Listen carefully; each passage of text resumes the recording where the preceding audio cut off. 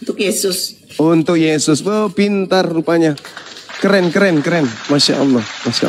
Nah, ketika itu untuk Yesus, ada tertulis kemudian di dalam Kisah Para Rasul 4 nomor 11, Yesus adalah batu yang dibuang oleh tukang-tukang bangunan, yaitu kamu sendiri. Namun ia telah menjadi batu penjuru. Berarti yang di Mazmur 118 tadi ini adalah untuk Yesus ya? Iya. Oke.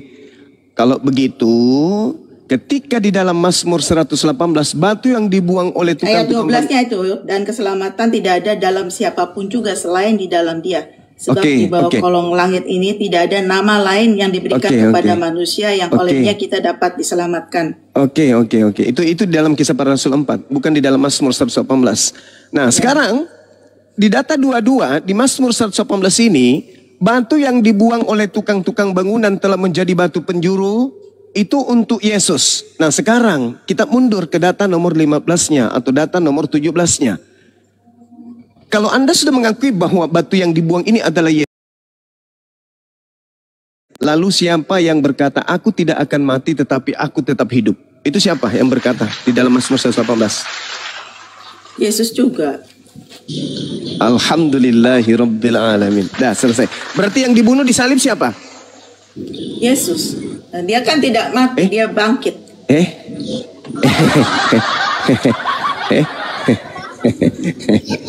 Dia hidup untuk selama-lamanya, itu ada di Wahyu. Tidak awal dan akhir, lihatlah aku hidup, aku tidak mati, aku hidup untuk selama-lamanya. Itu cuma makanya buka maskermu itu cuma kau tak percaya. Apa jadi yang berkata sekali lagi, yang berkata aku tidak akan mati itu siapa? Yesus. Berarti yang mati di atas tiang salib itu siapa? Mati tubuh manusianya adalah Yesus.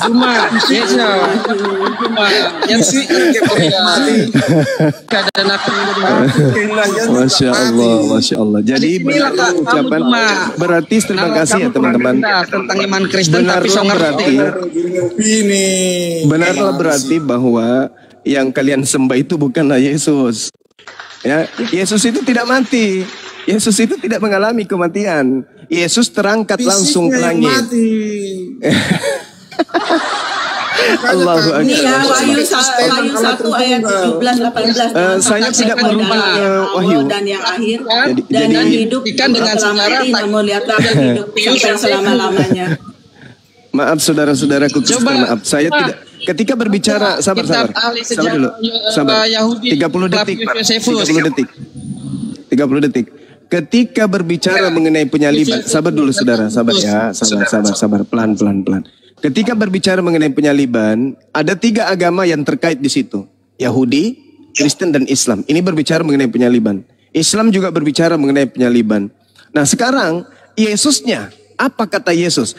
Ketika berbicara mengenai penyaliban, berbicara mengenai kepergian Yesus meninggalkan dunia ini, Yesusnya merujuk kepada perjanjian lama, bukan merujuk kepada kitab Wahyu. Tolong dicatat itu. Jadi mau sampai robek mulut saudara berbicara tentang penyaliban ke Wahyu, ke mana lagi. Selain daripada perjanjian lama, saya tidak akan jadikan rujukan. Kenapa? Karena Yesus yang menunjuk. Perjanjian aku lama memang itu kan nubuat untuk perjanjian baru. Nah, aku memang harus pergi. Itu pasti akan terjadi. Oke, sekarang begini. Yesusnya. Sabar. Ya. Sabar dulu. Yang Kristen sabar dulu ya. Yesus mengatakan dia harus pergi sesuai dengan apa yang tertulis di mana? Di perjanjian lama atau di perjanjian baru? Coba saudara jujur. Menurut Yesus. Adalah penggenapan dari nubuat saya nggak butuh penggenapan itu. Saya nggak butuh. Yesus mengatakan harus sesuai.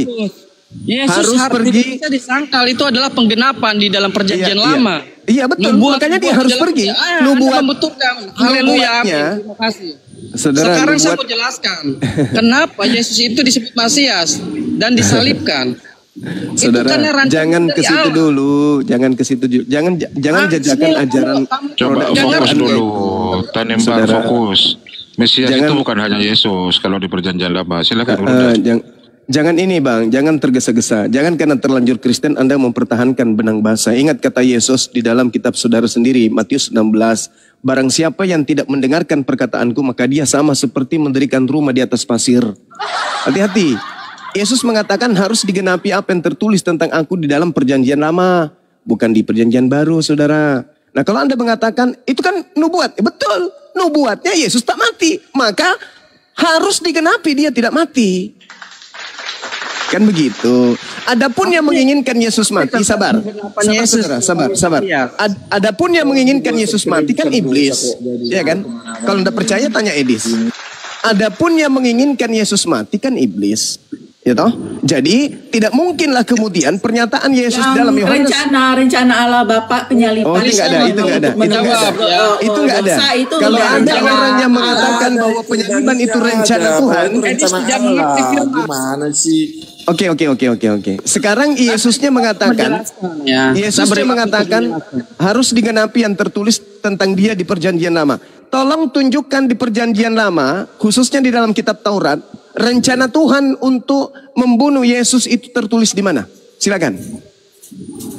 Itu penggenapan. Kok jadi penggenapan terus? Jangan mabuk. Dari perjanjian lama. Saudaraku jangan mabuk. Dia sebagai Mesias mabuk. Artinya jangan untuk memulihkan status manusia sebelum Adam dan Hawa jatuh ke dalam dosa. Oke, baik. Karena apa yang dipulihkan? Saya ikutin. Lama, jangan dulu dipotong. Saya ikutin. Apa yang dipulihkan? Sebelum dosa, untuk menebus dosa. Untuk menebus dosa. Kematian jasmani dan kematian rohani. Oke, saya catat kematian jasmani dan rohani. Jangan dulu dipotong. Oke, silakan. Dalam perjanjian lama, penebusan dosa itu melalui darah hewan, yang artinya penebusan dosa yang tidak sempurna. Ya. Dan nabi-nabi terdahulu gagal karena jatuh dalam dosa, dan hanya Yesus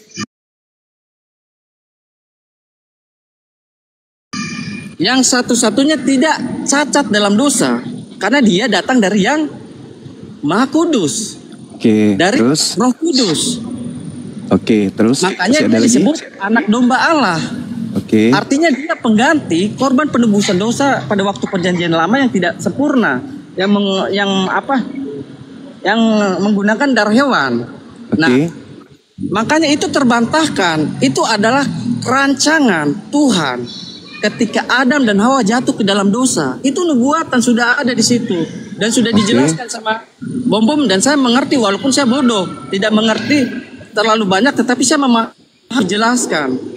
Nah, di dalam perjanjian baru tertulis ketika Yesus dilempari batu oleh ahli-ahli Taurat, orang-orang Farisi, Yesus menghilang. Artinya dia tahu itu belum waktunya, dan dia tahu pengorbanan dia itu bukan cara dilempari batu, tetapi disalibkan. Terus yang kedua, ada lagi?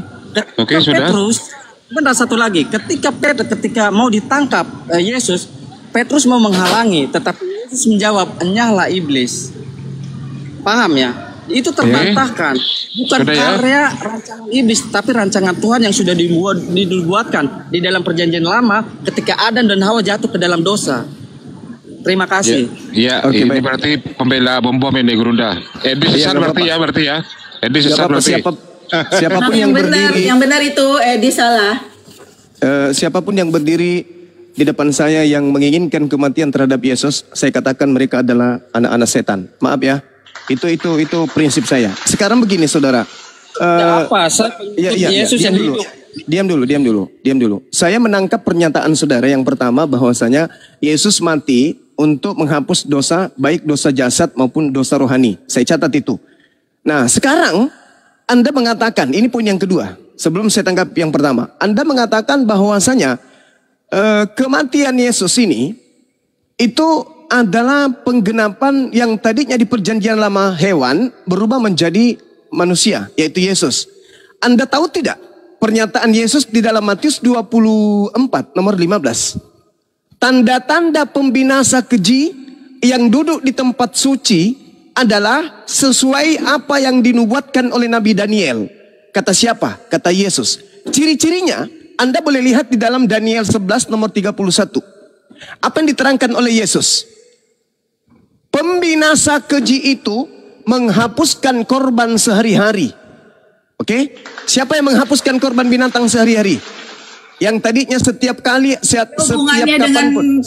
Penghapusan korban binatang nggak ada, itu bicara mengenai tentara Romawi menghancurkan bait Allah di Yerusalem. Saudari Nita, Yesus yang mengatakan itu, bukan saya. Yesus yang mengatakan, sabar. Iya, habis ini Bang. Yesus yang mengatakan, apabila kamu melihat pembinasa keji, itu ketika Yesus ditanya, apa tanda kedatanganmu dan apa tanda Yesus palsu atau Mesias palsu? Yesus mengatakan, apabila engkau melihat pembinasa keji duduk di tempat yang kudus, nanti ada pembinasa keji yang pura-pura jadi rasul, pura-pura jadi nabi, pura-pura jadi orang benar, pura-pura menjadi murid Yesus. Ciri-cirinya sesuai dengan dinubuatkan oleh Nabi Daniel. Nabi Daniel menerangkan di dalam Daniel 11 nomor 31, dia menajiskan tempat suci, menajiskan tempat kudus. Orang sunat yang tidak bersunat, yang tadinya gak boleh masuk ke tempat suci, ketika dia duduk di tempat yang suci itu, yang kudus itu, orang yang tidak bersunat pun dimasukkan ke dalam rumah yang suci. Itu ciri-ciri. Yang kedua ciri-cirinya adalah menghapuskan korban hari-hari. Bang Juma, ada sampai dulu. Boleh nggak saya habis bernarasi, Anda tanggapi? Tidak bisa menjawab apa yang saya jelaskan. Oke. Kelihatannya Anda terlalu berat kalau menghadapi materi saya. Saya mundur ke poin yang pertama. Poin pertama Anda mengatakan, sabar dulu saudara. Tentang firman Tuhan tetapi tidak mengerti. Tetapi seakan-akan mengerti. Oke, baik. Saya ambil satu poin aja. Terlalu berat kalau Anda mengikuti materi saya. Kalau Anda mengikuti materi saya, Anda keteteran, Anda terlalu berat. Cukup yang satu saja yang saya ambil. Ketika Anda mengatakan manfaat Yesus disalib adalah untuk menebus dosa jasmani. Saya ingin tanya kepada saudara. Saya sudah jelaskan. Bagaimana memulihkan status manusia sebelum Adam dan Hawa. Aduh. Kalau mau diskusi dengan baik itu, saudaraku, kalau mau diskusi dengan baik, nanti setelah saya persilahkan, baru Anda berbicara. Darah hewan, saudara, ingat ya. Ya. Aduh. Gantian nanti bisa ditanggapi nanti. Gantian selesaikan dulu. Kalau mau berdiskusi dengan baik, selesaikan dulu narasumber. Waduh, ini. Terima kasih. Anda jangan ketakutan dulu. Jawab penjelasan saya. Anda ngawur. Jangan ketakutan, santai aja. Kalau Anda santai, saya pun akan sopan sama Anda. Tapi kalau Anda pamer kebodohan dengan cara sombong, mengerti firman Tuhan. Anda kupijak nanti pakai sendal. Oke. Dengarkan saya dulu, Bang. Roma 8, aduh kenapa diturunkan? Ya udah, silakan yang lain. Masuk. Boleh saya kasih dalil. Iya, silakan. Saran Roma. Dengar pujian untuk Yesus Kristus, korban penyaliban di Ini bukan edis ini bukan. Cuman 1000 ini. Iya, yang penting dalam hal ini umat Islam sedunia sudah dimenangkan dengan pernyataan Edis yang mengatakan bahwa salib itu adalah rencana iblis. Nanti saya satu langkah lagi untuk mematikan langkah si Edis. Ya, ketika dia sudah mengakui bahwa salib itu rencana iblis, maka dia sudah masuk ke dalam perangkap Bang Suma. Ketika dia sudah mengakui. Si Edis itu sedang dikoreksi, sudah dibantah habis-habisan. Memang tidak, dia salah. Edis itu sebenarnya dia keliru, dia blunder. Edis itu benar. Dalam hal ini saya nggak banyak belajar. Edis kebanyakan. Baru kali ini saya akan membenarkan Edis. Baru kali ini saya membenarkan Edis. Ketika Edis mengatakan bahwa salib itu rencana iblis, saya ada di pihaknya. Itu betul. Itu benar. Nah sekarang Edisnya ini yang tinggal satu langkah lagi. Kenapa? Kalau iblis yang merencanakan penyaliban dan itu berhasil, berarti iblis adalah pahlawan bagi Kristen. Maka berterima kasihlah kepada iblis. Edis ini udah betul. Seperti itu. Edis ini udah benar. Edis ini sudah betul dengan mengatakan bahwa tidak pernah ada orang Kristen yang berterima kasih kepada iblis. Iya, ke gereja memang, itu betul. beribadah berterima kasih kepada Allah Bapa, kepada Yesus Tidak akan Kristus mungkin juga. Orang Kristen akan nyata berterima kasih kepada iblis. Nggak akan mungkin. Sia-sia dong iblisnya nyamar jadi Yesus. Ingat ya, kata Yesus. Justru rencana Allah Bapa itu dengan kematian Yesus itu terbuka satu-satunya jalan keselamatan bagi umat manusia. Nggak bisa. Nah, iblis itu dia tidak tahu. Kalau dia tahu itu tidak mungkin dia bikin jalan penyalipan menjadi lempeng. Gak mungkin dia menghasut orang-orang untuk menyalibkan Yesus. Kalau begitu dia tolong tidak tahu tunjukkan. Oke, baik. Coba Ibu Nita tunjukkan kepada saya dalil Tuhannya Yahudi melakukan penebusan dosa kepada manusia dengan korban manusia. Saya tunggu, silakan. Boleh nggak dengar sedikit ini dalil, Bang Subuh? Bu Nita dulu, karena dia dari tadi. Iya, gantian Bang Job Koper ya. Maksudnya apa itu? Harus silakan Ganita, gampang aja. Ini kan Yohanes 3 ayat 16 kan, karena begitu besar kasih Allah itu mengenai penyaliban nggak itu? Sehingga ia telah mengaruniakan. Itu mengenai penyaliban nggak? Bukan Ganita.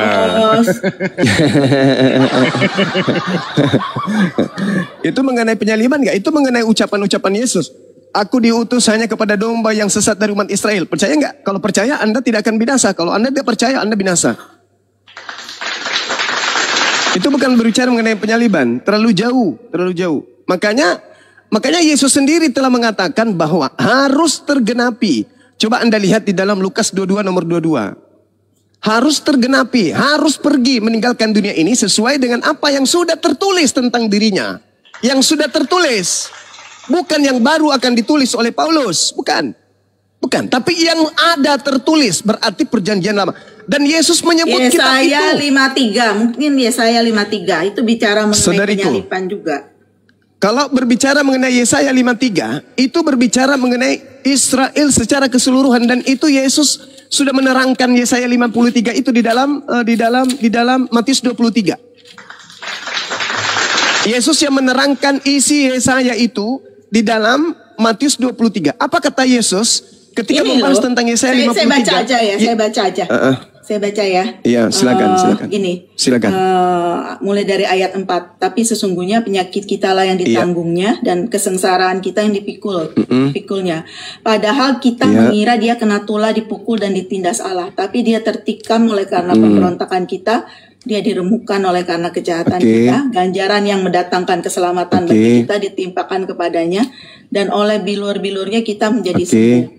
Kita sekalian sesat seperti domba, masing-masing kita mengambil jalannya sendiri. Tetapi Tuhan telah menimpakan kepadanya kejahatan kita sekalian. Dia dianiaya tapi dia membiarkan diri ditindas dan tidak membuka mulutnya. Seperti anak domba dibawa ke pembantaian. Seperti induk domba yang keluh di depan orang-orang yang menggunting bulunya, ia tidak membuka mulutnya. Sesudah penahanan dan penghukuman ia terambil, dan tentang nasibnya siapakah yang memikirkannya? Sungguh ia terputus, umatku ia kena tulah.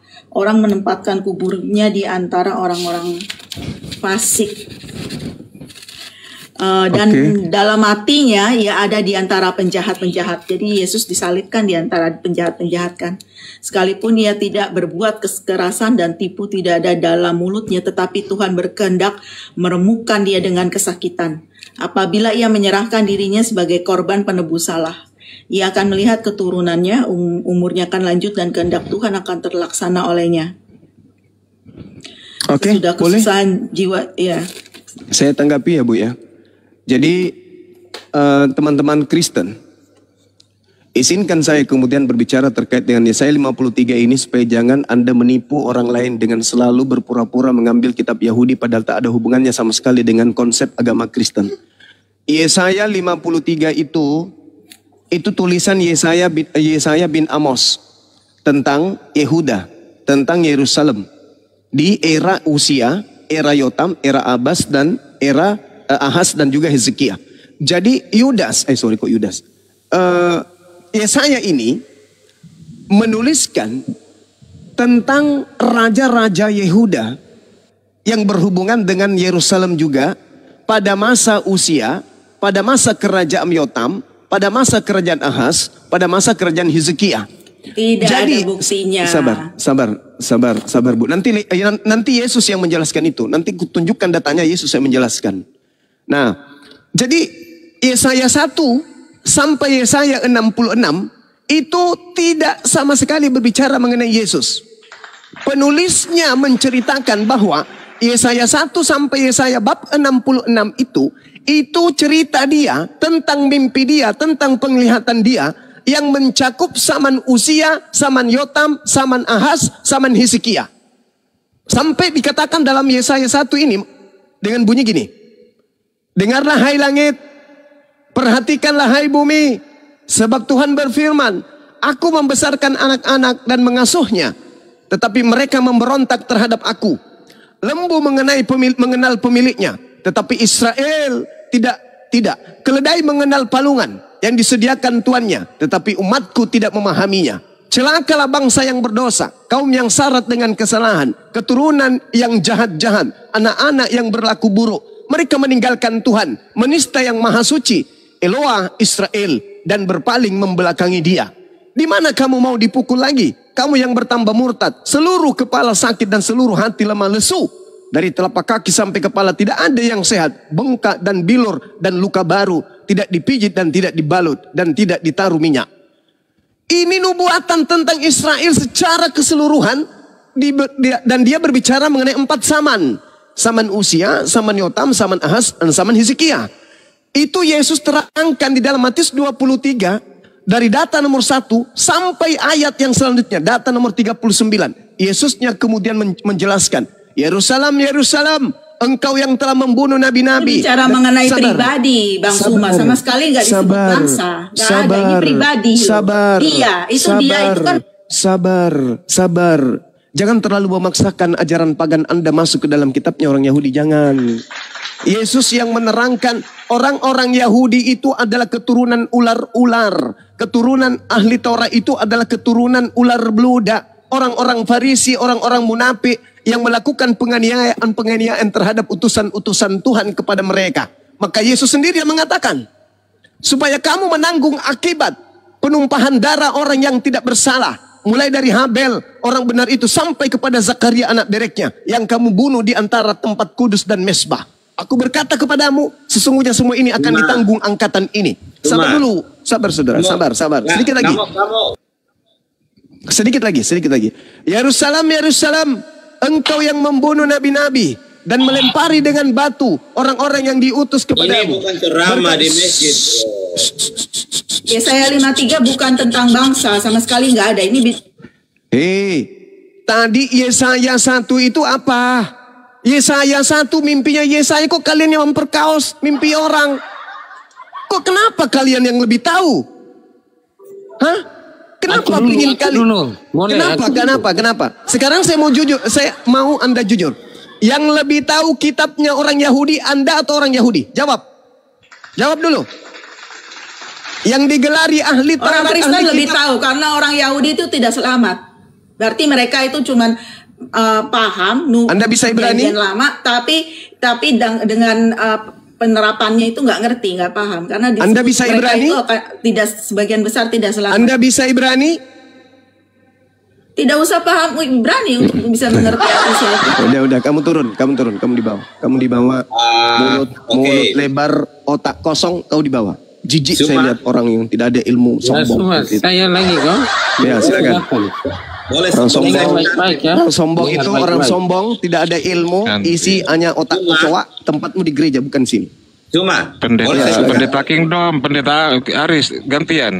Silakan. Yang masuk duluan yang berilmu, tapi yang berilmu. Jangan seperti wanita tadi itu tidak ada ilmu. Oke, dengar baik-baiknya semua. Iya, silakan. Ada 3 versi alasan penyaliban Yesus. Yang pertama adalah versi Romawi. Yesus dihukum. Apa itu? Itu bukan data. Enggak usah ke bawah itu. Pertanyaan saya. Kalau Anda mengatakan, dengar dulu, nanti saya kasih. Anda turun, kalau Anda cuma botol kaki turun. Kalau cuma pamer botol, jangan di sini. Kalau pamer botol jangan di sini. Anda di neraka aja. Di neraka baru Anda bawa data itu, jangan di sini. Ini komal untuk menyelamatkan orang-orang yang masih mau diselamatkan. Kalau Anda bertahan pada kebodohan, jangan di sini. Kecuali Anda ingin berdiskusi dengan menggunakan data. Ingat, orang yang ingin membunuh Yesus disebut Yesus sebagai anak iblis, bukan sebagai anak Tuhan. Catat itu. Tertulis di Yohanes 8 nomor 37 sampai nomor 44. Orang-orang yang ingin membunuh Yesus disebut langsung oleh Yesus sebagai anak-anak setan. Kalian pingin Yesus disalib. Berarti kalian ini menurut Yesus anak apa? Anak Tuhan atau anak setan? Itu aja dulu. Terlalu bebal kalian ini. Yesusnya berkata, orang yang ingin membunuh dia adalah orang yang tidak menerima firman di dalam dirinya. Itu kata Yesus tuh. Orang yang ingin membunuh Yesus adalah anak-anak setan. Oke, Zuma. Jadi begini.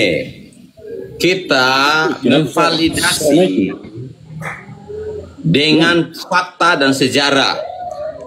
Siapa Yesus itu dibumbun atau tidak?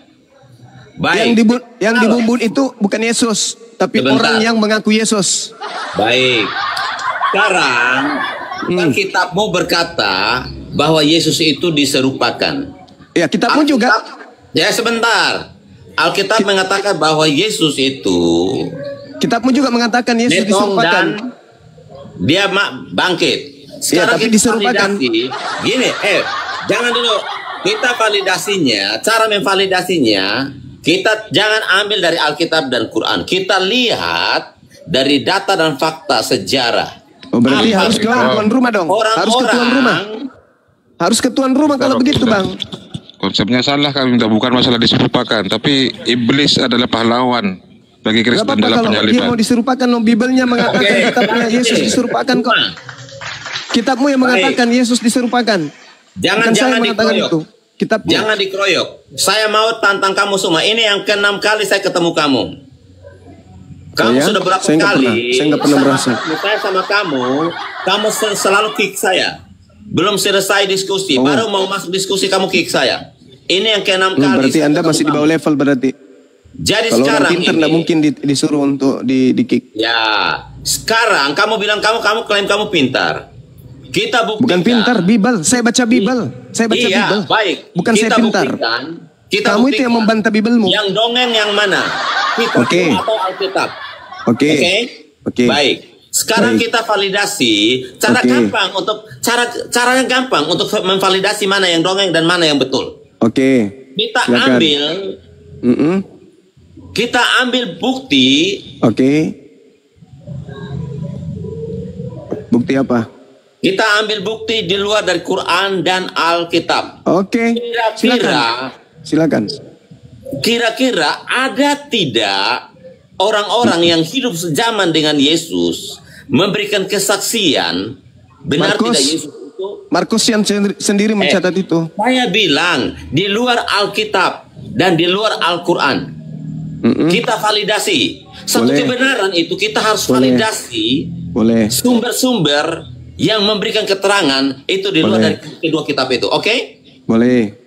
Kamu kasih bukti sejarawan pada zaman dulu siapa yang menulis bahwa Yesus itu tidak metong disalib.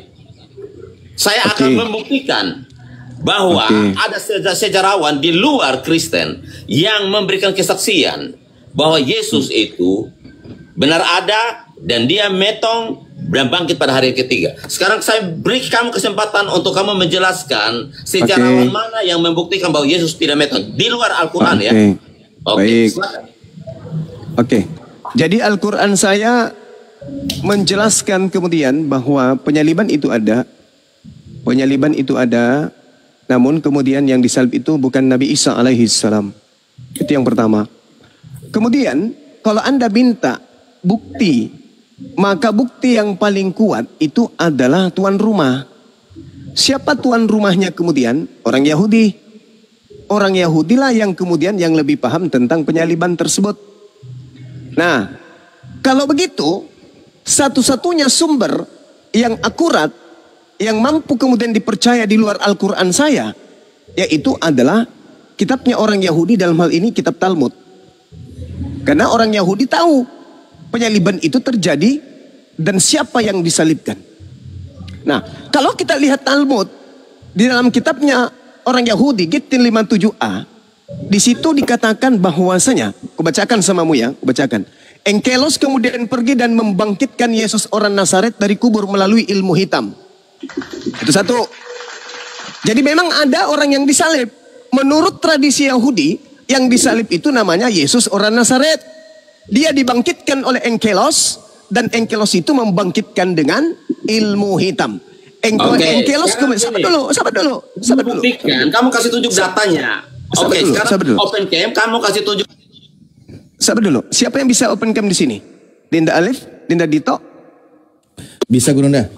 Ya, oke, mohon dibuka dulu deh. Separia Gitin 57A. Oh, silakan. Siap, aman. Udah tak siapkan ini. Yang dia di ini kan digantung, dirajam. Iya betul. Nanti dibuka aja deh, Gitin 57A. Ini sejarah mana lagi yang mau kau pakai? Tuan rumah dong. Nanti saya kasih bukti-bukti Bang dari data Kristen sendiri. Baik. Oke, sebentar.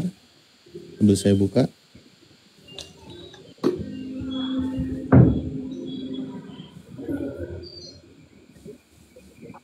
Nggak perlu kita lari kemana-mana ya.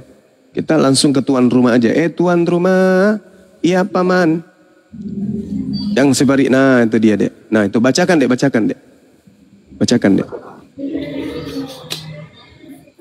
Oke, baik. Di sini dijelaskan sebentar nih ya. Dari awal ya. Engkelosnya aja, engkelosnya. Onkelos. Ini berkata kepadanya bahwa yang masuk aman. Sebentar saya ketik dulu onkelos. Biar tidak kepanjangan.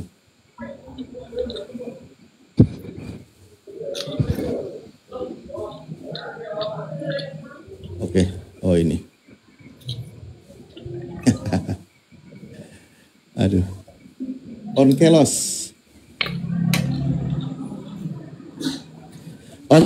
berkata kepadanya, apa hukuman bagi orang itu? Sebuah eufemisme untuk Yesus sendiri. Di akhirat, tanda tanya, Yesus berkata kepadanya, ia dihukum dengan kotoran yang mendidih. Seperti yang dikatakan sang guru, siapa yang mengolok-olok perkataan para bijak akan dihukum dengan kotoran yang mendidih. Yang di atasnya lagi deh. Di atasnya deh. Di atasnya lagi? Oke. Iya, Engkelos berkata kepadanya, apa hukuman bagi orang itu ya? Onkelos berkata kepadanya, haruskah aku melekatkan diri? Ini, yang dari sini Gurunda. Atau ke atas lagi? Melekatkan diri ini ya, sebentar. Engkelos kemudian pergi dan membangkitkan Yesus orang Nazaret dari kubur. Onkelos kemudian pergi dan membangkitkan Yesus orang Nazaret dari kubur melalui ilmu hitam. Onkelos bertanya kepadanya, siapakah yang paling penting di dunia? Tempatmu berada sekarang? Yesus berkata kepadanya, orang-orang Yahudi. Onkelos berkata kepadanya, haruskah aku melekatkan diri kepada mereka di dunia ini? Yesus berkata kepadanya, kesejahteraan mereka haruslah engkau usahakan, kemalangan mereka janganlah engkau usahakan, karena siapapun yang menjamah mereka dianggap seolah-olah ia menjamah biji matanya. Terus sampai ke ini, mendidih kotoran. Onkelos berkata kepadanya, apa hukuman bagi orang itu? Tadi dikatakan sendiri untuk Yesus sendiri di akhirat. Yesus berkata kepadanya, ia dihukum dengan kotoran yang mendidih. Seperti yang dikatakan sang guru, siapapun yang mengolok-olok perkataan para bijak akan dihukum dengan kotoran yang mendidih. Ini. Nah, dan itu inilah dosanya. Itu yang diceritakan kemudian. Itu yang diceritakan. Sekarang kamu pakai apa bantai ini? Ya. Sekarang saya tanya, Onkelos itu siapa? Dan ini ditulis oleh siapa? Dibantah aja, yang penting di luar kekristenan, di luar Islam itu. Bantah aja kondom. Waduh, kondom. Bantah. Kamu tadi yang minta kan? Ya, silakan. Bantah. Jangan asal. Silakan komentar, silakan. Itu internal Yahudi, Internal Yahudi. Oke. Ayo. Saya bacakan. Ayo, bantah kitabnya Yahudi. Ayo. Ya, baik. Silakan. Karena kamu nggak bisa mempertanggungjawabkan apa juga yang kamu sampaikan itu ya. Itu hanya. Itu tertulis di kitabnya orang Yahudi, di kitab Talmud, Gittin 57a, EGP. Dengan itu semua, itu bukan kitabku. Itu bukan kitabku, itu kitabnya orang Yahudi. Lalu mau apa? Boleh saya ngomong sekarang? Silakan. Kamu apa? Ya baik. Ya, silakan. Kamu ambil dari kitab Yahudi, itu kamu tahu nggak? Kenapa orang Yahudi itu menulis seperti itu? Kenapa orang Yahudi menulis seperti itu? Karena yang nggak tahu. Tadi kau minta. Kau yang minta tadi, kenapa kau bantah? Baik. Saya buktikan. Oke, Enkelos itu tahun berapa itu? Tahun berapa? Saya nggak mau tahu. Itu kitabnya orang Yahudi berbicara mengenai Gittin 57 EGP. EGP. Tidak masalah. Bantah itu. Itu internal Yahudi. Bantah gitu. Itu sudah ada sumbernya. Datanya ada di Talmud itu. Ayo. Oke, baik. Ini dari sejarawan Yahudi yang paling terkenal menulis tentang penyaliban Yesus. Siapa? Yusuf. Adalah Flavius Josephus. Ya. Flavius Josephus. Oke. Aduh, itu pembesar Romawi, itu pembesar Romawi. Hei, itu pembesar Romawi. Itu anak angkatnya Kaisar. Makanya kamu belajar sejarah yang benar. Jangan longormu aja. Sejarah yang benar. Ini Gittin, kau bantah Gittin. Dari otakmu. Gittin, kau bantah Gittin. Siapa bilang sejarawan Yahudi? Siapa bilang Flavius Josephus itu? Isi Yusuf itu siapa bilang? Sekarang saya mau tanya kamu. Itu sejarawan Romawi. Sejarawan Romawi, saya punya bukunya itu. Kau belum lahir, saya sudah tamat baca bukunya itu. Weh, bikin malu. Dia tuh pengkhianat. Tadinya tentara Yahudi, pasukan Yahudi, kemudian berkhianat menjadi anak angkat Kaisar. Udahlah. Masih mau datang besok. Ternyata ilmumu segini aja, Zuma. Lah kamu juga. Ilmumu apa? Kamu 5 kali kick saya. 5 kali. Sama saya tantang kamu, kita debat konsep ketuhanan. Kamu takut. Iya, konsep ketuhanan. Ini aja dulu. Saya bilang, kenapa ini kamu dulu, kick saya? Anda sudah dihancurkan ya. Kamu belum punya ilmu. Anda sudah hancur. Syukran Bang Indra. Kamu sudah hancur, udah hancur. Sekarang begini, kembali kepada tema. Oke. Kembali kepada tema. Sekarang gini, saya sudah membuktikan sejarawan. Ini saya penyaliban itu. Kenapa? Penyaliban itu hadiah dari setan atau hadiah dari Tuhan? Allahmu yang maha tahu. Kenapa dia tidak tahu siapa yang disalib? Saya tanya kamu. Siapa mana dalilnya dia tidak tahu? Yang maha tahu itu? Mana dalilnya dia tidak tahu? Mana dalilnya? Dia tidak tahu? Quran kan berkata bahwa dia diserupakan. Siapa? Mana dalilnya kalau dia tidak tahu itu? Siapa? Mana dalilnya kalau dia tidak tahu? Allahmu yang maha tahu itu. Siapa? Mana dalilnya kalau dia tidak tahu? Kamu buktikan kemahakuasaan Allahmu. Dia kan maha tahu. Udah putus asa dia, teman-teman. Siapa nama orang yang disalibkan menurut Allah? Istirahatkan aja. Menurut Allahmu siapa itu yang disalibkan? Menurut kitabmu yang Markus katakan bahwa Yesus menampakkan diri dalam rupa lain. Rupa lain itu rupanya siapa? Ayo, rupanya siapa itu rupa lain yang di situ? Mampus sudah kau.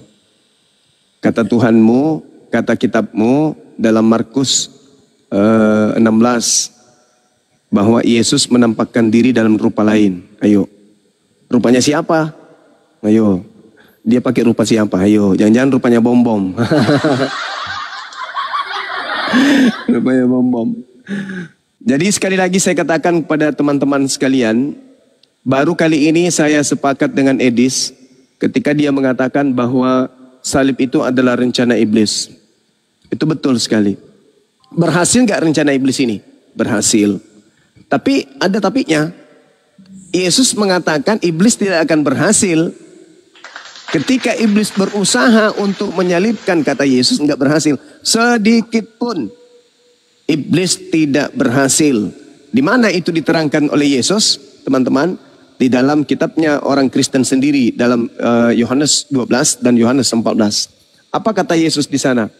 Jelas Yesus mengatakan bahwasanya penguasa dunia, yaitu iblis, sedikit pun tidak berkuasa atas dirinya. Itu diterangkan dalam Yohanes 14 nomor 30. Artinya bahwa ketika iblis memiliki rencana, kan sudah diakui oleh Edis bahwa iblis memiliki rencana membunuh Yesus. Nah, pertanyaannya, apakah kemudian iblis berhasil rencananya terhadap Yesus? Kata Yesus, iblis sedikit pun tidak akan berkuasa atas diriku. Berarti ketika iblis berusaha, punya rencana untuk menyalib Yesus, maka solusi yang paling benar menurut Bible itu sendiri dan juga menurut Al-Quran, Yesus tidak berhasil disalibkan, Nabi Isa tidak berhasil disalibkan, melainkan yang disalibkan itu adalah orang yang diserupakan. Jadi satu poin, Edis mengatakan penyaliban adalah rencana iblis untuk menyalibkan Yesus orang benar, tetapi endingnya ternyata tidak berhasil. Berarti iblis tetap saja memiliki rancangan untuk menyalibkan Yesus, tapi ternyata yang disalib oleh iblis bukan Yesus. Nah, berarti yang disembah oleh saudara Kristen itu bukan Yesus berdasarkan Yohanes 14 nomor 31. Subhanallah. Maka benarlah kata Al-Quran, aku menjadikan iblis sebagai sembahan mereka. Al-Quran surah Al-Araf ayat 27. Allah Subhanahu wa taala menjelaskan secara terinci, secara akurat kepada kita umat Islam bahwasanya Allah menjadikan iblis itu sebagai sembahan orang kafir. Allah mengatakan, innahu yarakum huwa wa kabiluhu min haitsu la tarawnahum inna ja'alna syayatin awliya lilladina la yu'minun. Aku menjadikan iblis sebagai Tuhan mereka disebabkan karena mereka zalim, tidak beriman kepada ayat-ayatku. Subhanallah. Oke, silakan diambil alih teman-teman. Ya, mungkin saya silakan sedikit dulu guru-guru sekalian ya. Karena tadi sempat disinggung ya. Tentang sejarah dibesarkan host. Ya. Oke, sebenarnya banyak sekali data yang menyebutkan bahwa Yesus itu diserupakan banyak. Saya akan angkat beberapa sejarah dari tokoh-tokoh yang mereka catat namanya ya. Oke, jadi tadi dia berbicara tentang Flavius Josephus ya. Tampaknya dia tidak mengerti siapa itu Flavius Josephus. Tapi sebelum saya ke Flavius Josephus, kita ke Santo Irenaeus dulu ya. Santo Irenaeus ini adalah cucu dari murid Yohanes ya. Jadi Yohanes punya murid, dia cucu murid Yohanes. Yohanes punya murid namanya Polikarpus dan Ignatius. Polikarpus punya murid namanya Santo Irenaeus ya. Santo Irenaeus ini adalah uskup di Ludum, Galia ya. Kalau sekarang layan Prancis. Beliau ini lahir tahun 130 Masehi, wafat tahun 202 Masehi. Beliau mengarang buku yang sangat terkenal ya, paling populer dan jadi perbandingan oleh para teolog dunia. Bukunya itu berjudul Adversus Heresis. Buku Adversus Heresis jelas menceritakan bahwa terjadi keraguan-raguan pada petinggi-petinggi agama pada saat itu siapa yang mereka salibkan. Nah, bahkan dalam buku Adversus Heresis ini ya, di sini Santo Irenaeus yang juga cucu murid Yohanes, murid dari Polikarpus yang menjadi uskup di Ludum, Prancis, mengatakan sebenarnya memang bukan Yeshua Mesia yang disalib, tapi Simon orang Kirene. Ya. Dari mana dasar beliau berkata begini? Karena ada beberapa aliran Kristen yang lahir pasca di mute dulu Bang Mancu. Pasca meninggalnya Yohanes. Yang pertama itu adalah Kristen Ebionik, yang kedua Kristen Basidilias. Kedua Kristen yang turunan pertama ya dari murid Yesus ini tidak pernah mengakui kalau yang disalib itu adalah Yeshua HaMashiach, tapi seorang yang diserupakan. Oke, tadi dia membawa Flavius Josephus ya. Saya sedikit cerita sejarahnya. Flavius Josephus ini dicatat namanya oleh bapak gereja. Ini tepatnya nanti jauh-jauh hari pada zaman John Wycliffe 1239. Jadi Flavius Josephus ini lahir tahun 37 Masehi, wafat tahun 100 Masehi. Flavius Josephus itu mengarang 2 buku yang cukup terkenal, ya. Yang pertama itu judul bukunya adalah The Jewish War. The Jewish War ini adalah perang Yahudi, di mana Flavius Josephus menceritakan keterlibatannya dalam perang Yahudi. Flavius Josephus ini adalah seorang jenderal tentara Yahudi dari kelompok Selot yang berhasil membelot atau berkhianat hingga bergabung dengan pasukan Roma, ya, atas perintah Jenderal Vespasianus atau yang kita kenal dengan bapaknya Jenderal Titus yang menghancurkan Bait Suci kedua. Flavius Josephus juga mengarang buku, ya, Encyclopedia of the Jews, sejarah kuno Yahudi. Kalau kita baca buku ini, memang buku ini bercerita bahwa Yahudi itu tidak pernah berbicara tentang nubuatan-nubuatan di mana orang mati bangkit lalu tebus dosa, tidak ada. Saya berkali-kali bilang bahwa Kristen itu memanipulasi bahkan mematikan budaya Yahudi, mengambil hanya untuk kepentingan pribadi, ya. Dalam salah satu bukunya, Flavius Josephus bercerita bahwa apa yang terjadi dalam sejarah Yahudi kuno itu adalah nasionalisme atau pemulihan bangsa Israel. Tidak pernah ada nubuatan-nubuatan tentang seorang Mesia yang harus tergantung di kayu salib. Silakan dibeli bukunya, Bang, ya. Bukunya ada, ya. Judulnya itu saya ulang, ya, Encyclopedia of the Jews, ya, sejarah kuno Yahudi. Silakan dibeli. Ya, jadi kawan-kawan, saya berkali-kali katakan, penyalin kitab Bible ini sama sekali tidak tahu tradisi Yahudi, budaya Yahudi. Kalaupun dia tahu, dia sengaja membuat hoax. Kalau kita lihat Yesus murid-muridnya, kita harus melihat dari budaya Yahudi, budaya Israel, bukan budaya Yunani, ya. Saya kasih contoh yang kecil saja, kawan-kawan, ya. Saya kasih contoh kecil, budaya Pesah. Budaya Pesah, karena saya seorang pemerhati budaya Yahudi, budaya Pesah itu adalah budaya yang disucikan, salah satu yang disucikan oleh bangsa Israel, di mana budaya Pesah itu memperingati hari keluarnya, ya, bangsa Israel dari penjajahan Mesir oleh Musa. Ini simbol pembebasannya adalah darah hewan. Ini yang diambil, dimanipulasi, ya, diasimilasi paksa oleh otoritas Roma, mengambil budaya Paskah, memindahkan budaya ini ke budaya mereka, lalu mengganti simbol pengorbanan hewan, darah hewan menjadi pengorbanan darah manusia. Dasarnya dari, saya pernah bilang bahwa status epistemologi Bible itu this is the formulation of pagan teaching-nya. Jadi formulasinya, ya, itu dari ajaran pagan. Kita bisa buktikan itu, banyak bukti untuk itu. Nah, sementara kalau abang bercerita tadi bahwa Flavius Josephus itu adalah salah satu sejarawan yang memperkuat penyaliban Yesus, Anda salah. Kenapa? Karena Flavius Josephus tidak ada hubungannya dengan penyaliban Yesus. Flavius Josephus anak seorang imam besar di Yerusalem. Ibunya seorang yang berdarah Yunani. Ya, tidak ada sangkut pautnya dengan murid-murid Yesus. Flavius Josephus tidak ada sangkut pautnya dengan murid-murid Yesus. Kecuali kalau Anda bicara Papias. Papias ini memang ada sangkut pautnya karena Papias salah satu cucu murid dari Yohanes. Jadi tidak ada masalah, ya. Kalau Anda bicara Flavius Josephus, ini namanya dicatut nanti tahun 1239 pada saat Bible ditulis ulang oleh seorang yang bernama John Wycliffe. Silakan dicari sejarahnya, kawan-kawan, ya. Silakan, ya, karena yang saya narasikan ini sama sekali bukan hoax, tapi semua ada bukti fisiknya, ada bukti-bukti sejarahnya. Jadi kalau Anda membawa Flavius Josephus, saya katakan bahwa Anda hoax, ya, Anda mencoba menipu. Kenapa? Karena tidak ada hubungannya Flavius Josephus dengan penyaliban Yesus. Karena Flavius Josephus lahir 4 tahun setelah Yesus naik ke langit. Dan Flavius Josephus tidak ada hubungannya dengan Paulus, murid-murid Yesus, bahkan Yesus sendiri. Nah, itu mungkin sedikit dari saya menjawab tadi si Kingdom itu, karena coba menipu dengan nama Flavius Josephus sementara tidak mengerti siapa Flavius Josephus. Nah, silakan dilanjut, mungkin guru-guru yang lain, silakan lanjut, Bang Zuma, mungkin itu sedikit dari saya. Ya, Masya Allah, luar biasa ini. Semakin sempit pergerakannya Pak Bom Bom, susah bernapas lagi dia sekarang. Jadi gitu teman-teman sekalian. Ya, sekali lagi pertanyaan ini materi yang sudah kita lewati, ya.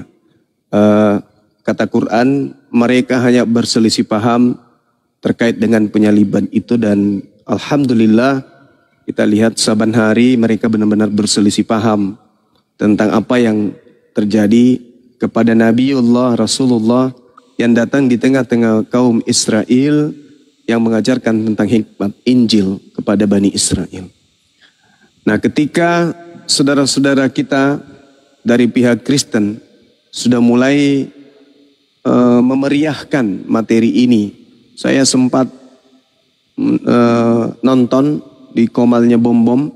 Di situ ada Kiamit, ada si Cepot, ada si Edis juga, ada beberapa ya tokoh-tokoh hujat ya, termasuk Tante Elia, ada beberapa di situ kemudian yang tampil di sana. Mereka saling bantah-bantahan satu sama yang lain.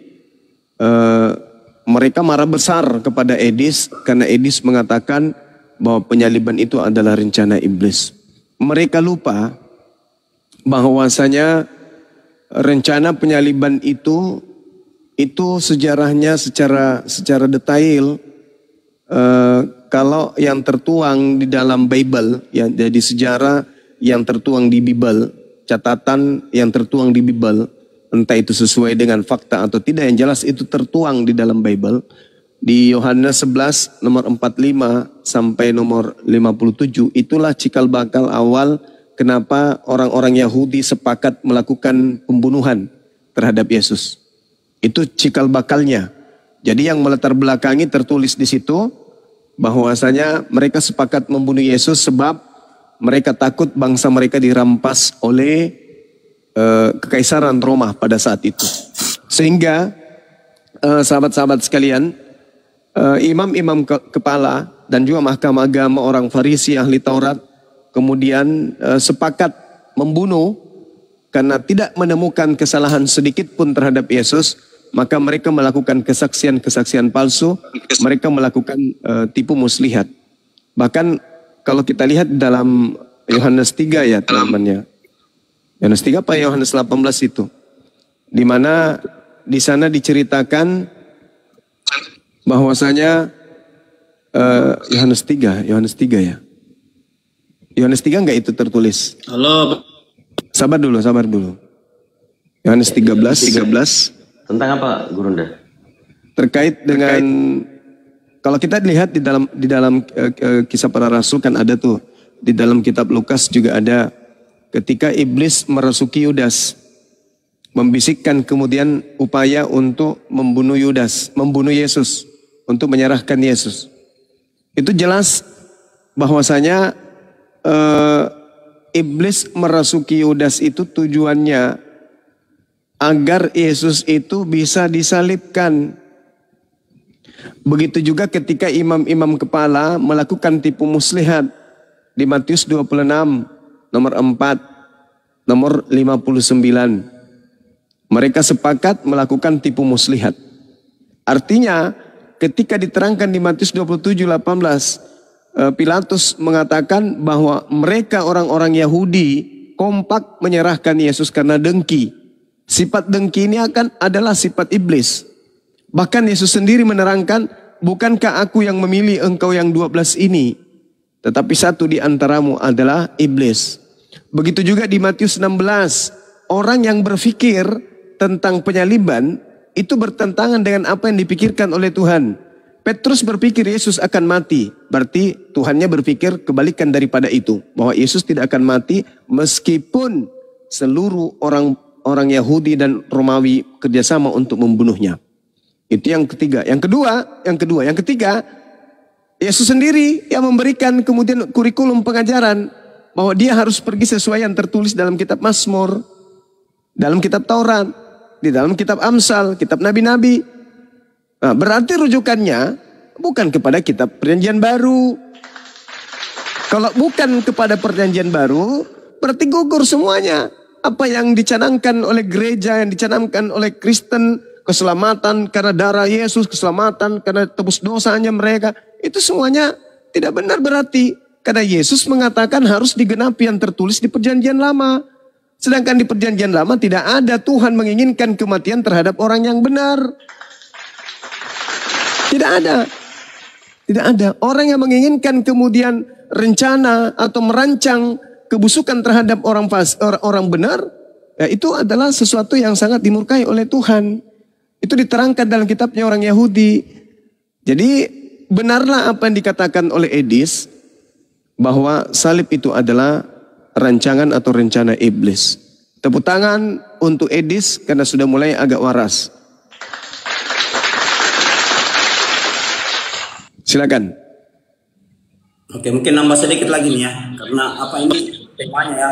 Tahan dulu Bang, saya nambah sedikit dulu karena ini masalah Edis ya dengan Pak Bombo. Jadi begini kawan-kawan ya, kali ini memang kita harus mendukung Edis. Kenapa? Saya tidak berbicara iman, tapi saya berbicara tradisi atau budaya Yahudi karena saya pemerhati budaya Yahudi. Kawan-kawan, dalam tradisi Yahudi itu memang satu karya Tuhan Yahudi itu harus dimulai dari Tuhan mereka dengan melibatkan malaikat. Sebelum penyaliban Yesus itu ada 16 orang juru selamat yang dikatakan juru selamat tersalib dalam bangsa Yahudi, kan begitu. Jadi begini kawan-kawan ya. Kalau kita lihat kita perhatikan ya dalam tradisi Yahudi ya, ketika Yahudi meyakini bahwa semua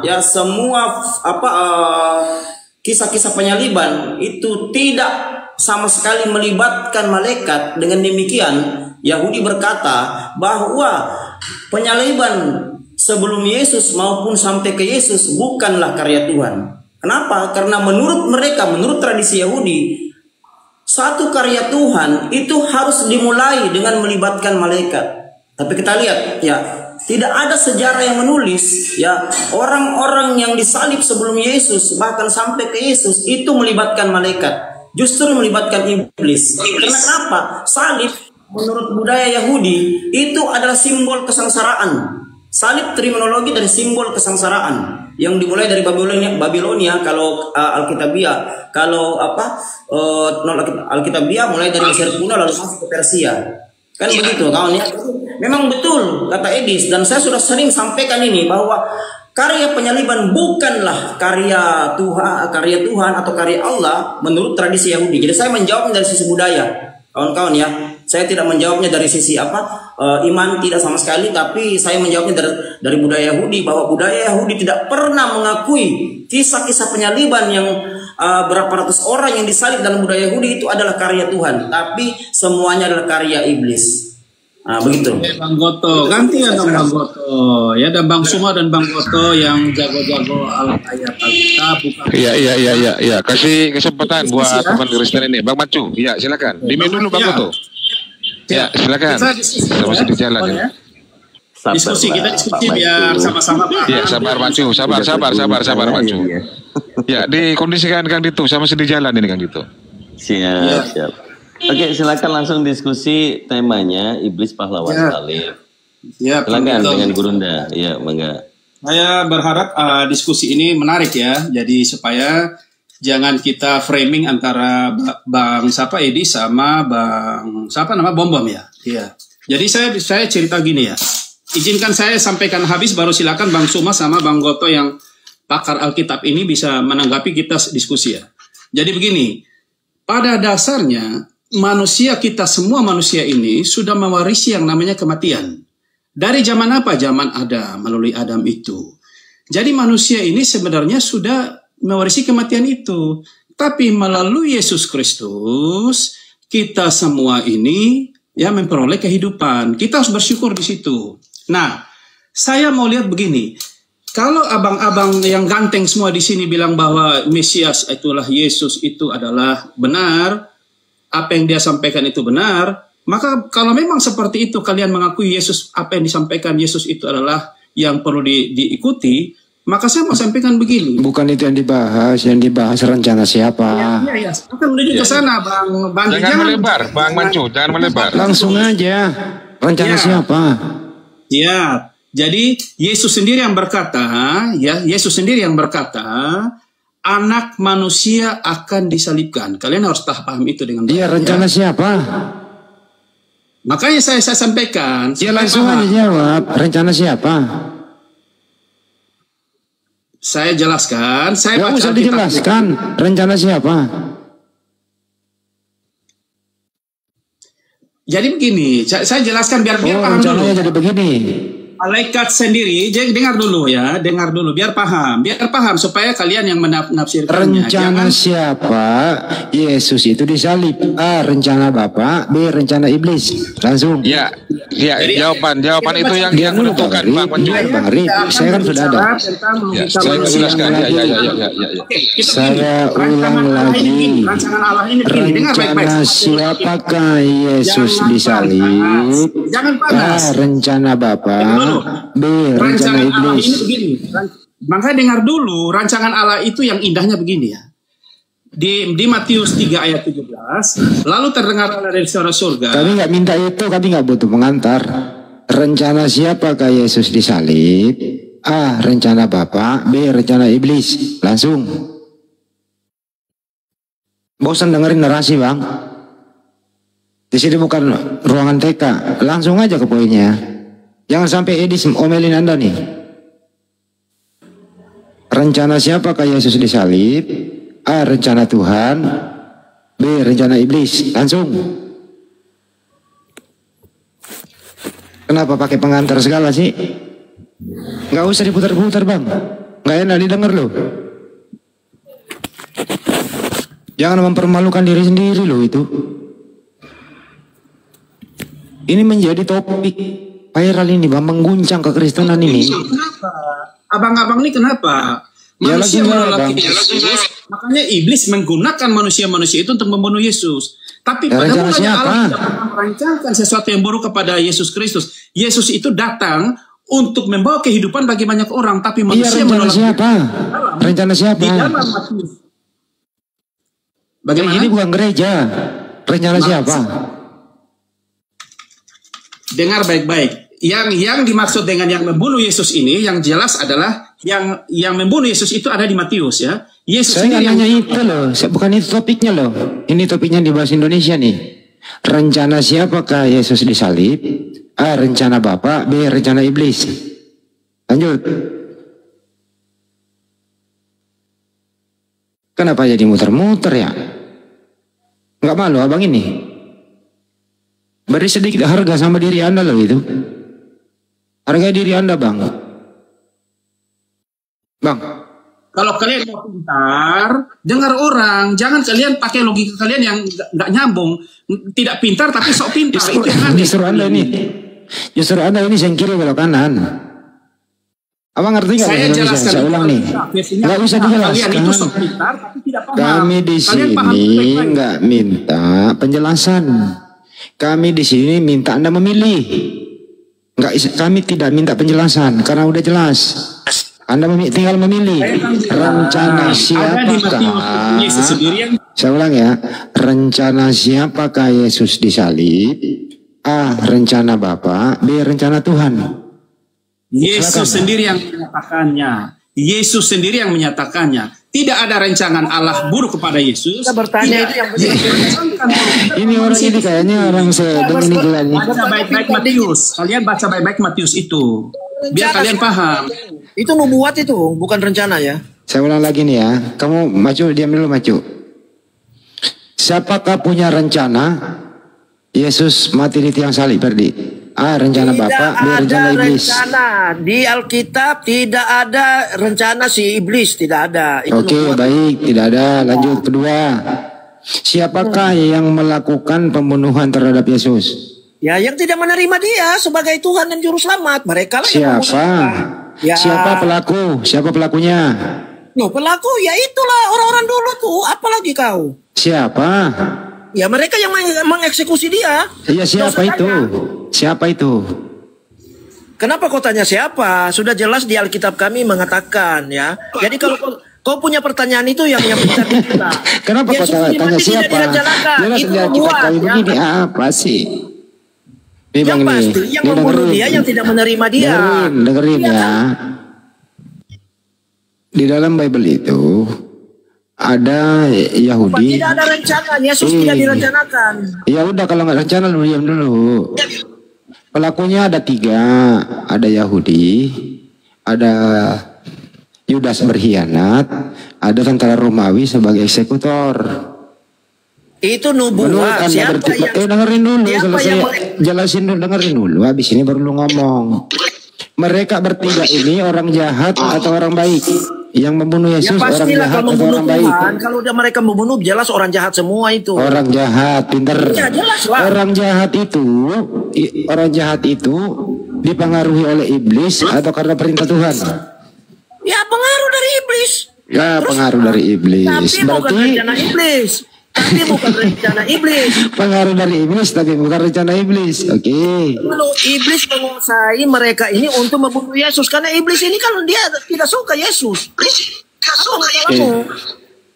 Jadi menurut Anda, pertanyaanmu yang Yesus salah. Berkata, dengarkan dulu. Pertanyaanmu yang salah gitu. Dengarkan dulu. Kau boleh menyalahkan pertanyaan nggak apa-apa. Yang penting kau bahasa Indonesia nyambung. Iya. Menurut Anda, dengarkan dulu. Menurut Anda, pelaku pembunuhan Yesus ini orang baik atau orang jahat? Ya sudah pasti orang jahat karena orang jahat, baik. Karena saya tanya kamu, kalau membunuh orang baik, dia orang baik atau orang jahat? Orang jahat. Ya pasti orang jahat dia. Tidak mungkin orang baik membunuh orang baik. Dengarkan dulu, sumber kejahatan itu A dari Tuhan, B dari iblis. Iblis. Nah, tapi bukan rencana iblis ya. Udah diakui, selesai lu, diam lu. Udah diam. Selesai lu, tugas lu selesai. Jangan di-mute, siapa yang mute nih? Kan tugas lu udah selesai, udah dijawab. Iblis ini tidak suka orang baik, ya kan? Sudah jelas kan? Ya pasti orang baik datang ke dunia dia udah tugas lu udah selesai. Iya, yang pasti, tapi bukan rencana iblis. Siapa rencana iblis? Jadi tidak ada perencanaan ya? Tidak ada. Iblis tidak merencanakan Yesus. Iblis mereka tidak menguasai ini, mereka tapi karena nubuat, susah juga ya, di satu nih. Dia harus mati, ya. Tapi dia harus bangkit, ya. Itu nubuat. Kenapa ngomong terus? Iya. Kalau tidak ada pertanyaanmu sudah salah, kau pertahankan gitu loh. Kau ngomong terus, bisa nggak sih? Kalau ngomong lagi dia. Hak saya dong, hak saya untuk membantah. Ya, kau ngomong terus ini sampai pagi, nggak ada. Kau ngomong terus. Silakan aja kau bertanya, saya akan tolak pertanyaanmu. Rencana iblis tidak ada, rencana iblis nggak ada. Itu nubuat, ya. Itu menunjukkan bahwa Yesus mati akan dan bangkit. Itu menunjukkan bahwa Dia adalah Tuhan. Oke, selesai. Masa iblis menguasai? Iblis menguasai pada saat eksekusi. Tapi apa? Yesus membuktikan dia bangkit. Iya kan?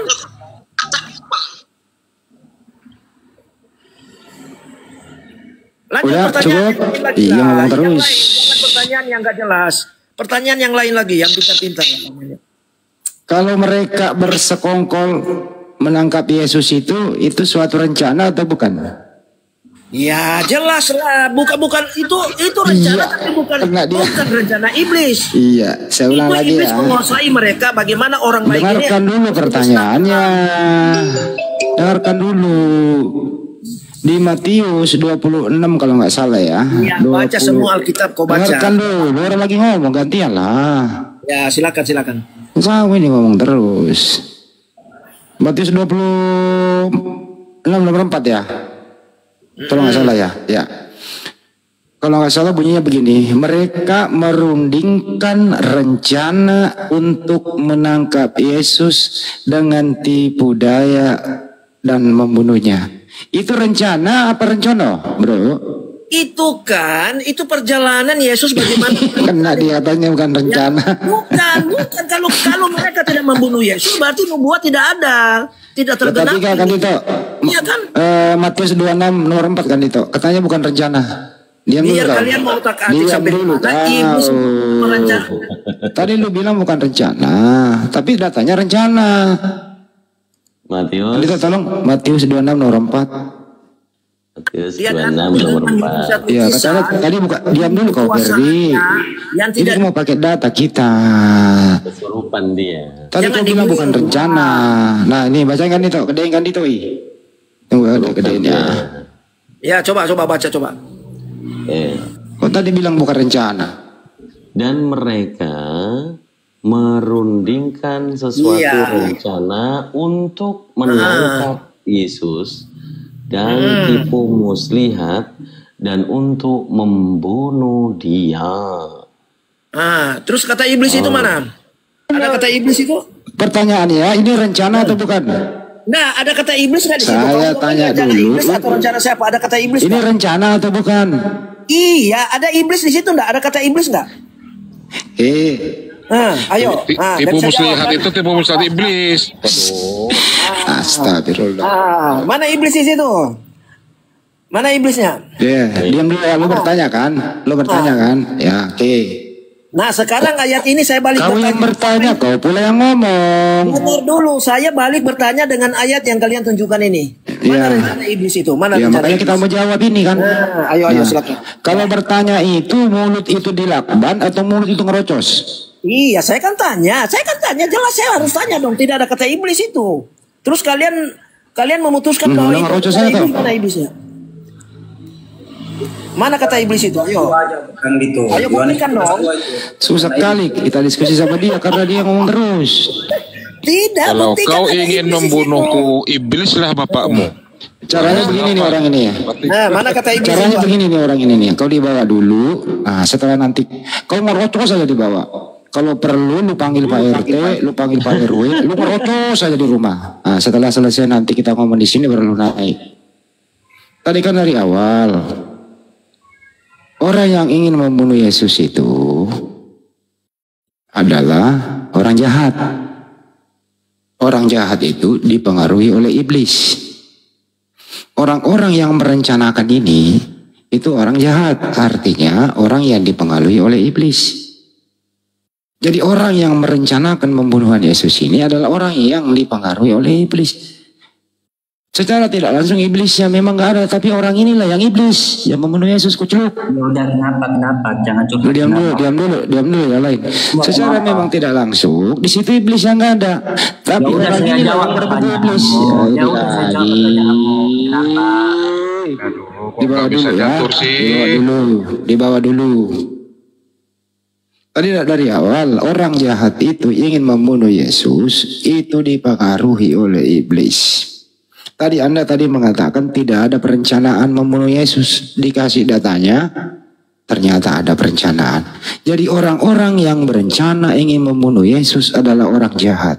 Orang jahat ini pasti dipengaruhi oleh iblis. Itu kan selesai sebenarnya. Jadi kalian sebenarnya ini bumerang. Maju kena, mundur kena. Kenapa? Terbukti sudah bahwa iblislah yang menjadi bapakmu sehingga kau ingin membunuh aku. Jadi jasa iblislah yang membunuh Yesus. Dijadikan oleh iblis momentum untuk bertuhan dan menebus dosa. Selesai.